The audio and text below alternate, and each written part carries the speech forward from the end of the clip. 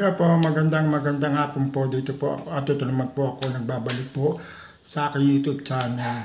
Siya nga pala po, shoutout po sa Luzon, Visayas at Mindanao. Ang Mindanao daw ay para kay Digong. Tingnan natin.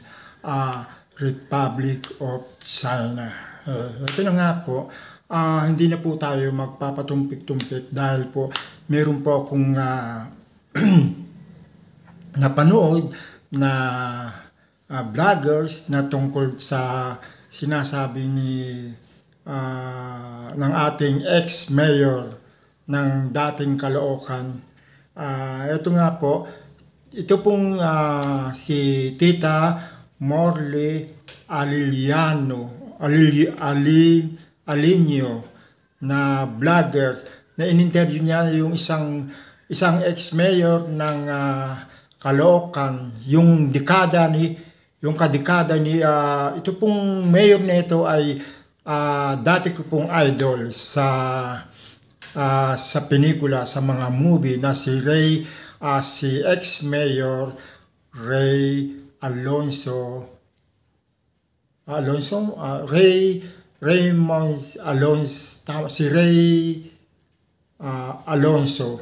tama ba? Yung dati pong ex-mayor ng Caloocan.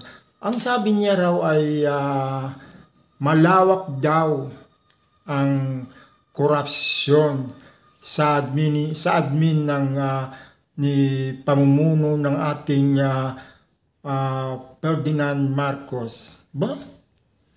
Nakakali naman yung magsalita to si ex-mayor Ray Alonso na sinabi niyong pang malawakan daw korupsyon.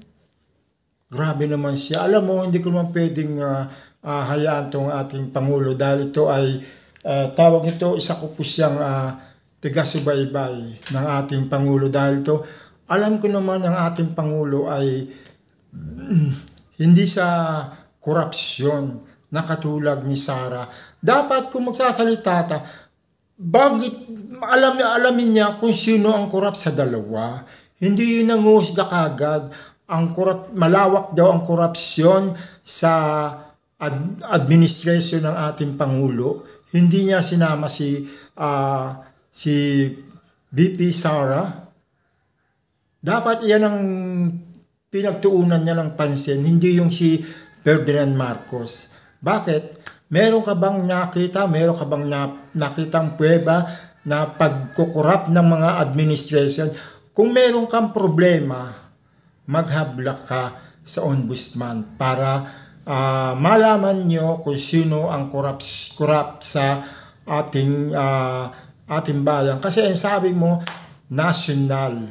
Sabihin, mula presidente hanggang vice president, senador at congressman. Tapos tatakbo ka ng congressman, di ba? Tingnan natin kung manalo ka sa iyong kandidatura ng iyong pagka-congressman. Kasi alam ko na maraming nagbasa yun noon na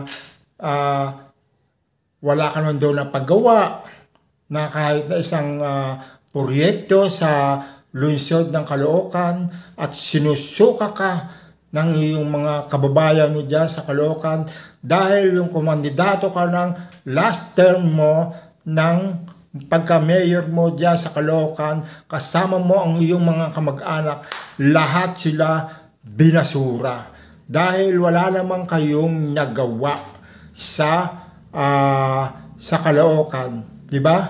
Binabas ka nila at hindi ka raw marunong magpatakbo ng iyong pagka-pangulo dyan sa lungsod ng Caloocan. Wala ka raw nagawa.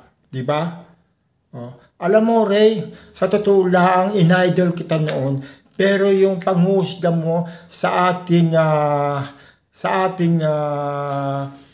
presidente ay hindi maganda. Wala ka namang nakitang pangungurap sa ating Pangulo. Pero tingnan natin, kung ikaw ay magiging kalaban mo si Oka, yung mayor, dating mayor ng ng Caloocan, tingnan natin kung manalo ka. Pag nanalo ka, ito ang laban na lang, challenge ko na lang sa iyo. Pag nanalo ka, alam mo na kung bakit ka hindi nanalo. Kasi isinusuka ka na ng taong bayan dyan sa Caloocan. At hindi ka raw marunong magpatakbo ng iyong lungsod. Pabaya ka raw. Wala ka raw pakailam. Diba? Pagkatapos, suhusgahan mo ang ating Pangulo na maraming malawakan ng korupsyon sa admin ng Pangulo ng Marcos. Tapos sasabihin mong ganyan, ikaw ba hindi ka nangurap? Wala kang obediensya. Kung magsalita ka, tagos sa taong bayan. Tingnan ko lang kung manalo ka. Malalaman natin pagka nanalo ka, goodbye. Thank you na lang, good luck na lang sa'yo. Pero pagka hindi ka nanalo, ibig sabihin, binasura ka ng taong bayan. Tingnan natin. Bye-bye. Maraming salamat po. Hanggang dito na lang po ang aking YouTube channel. Sana po paki-like and share ang aking YouTube channel at pakipindot na rin po ang button icon. Bye-bye.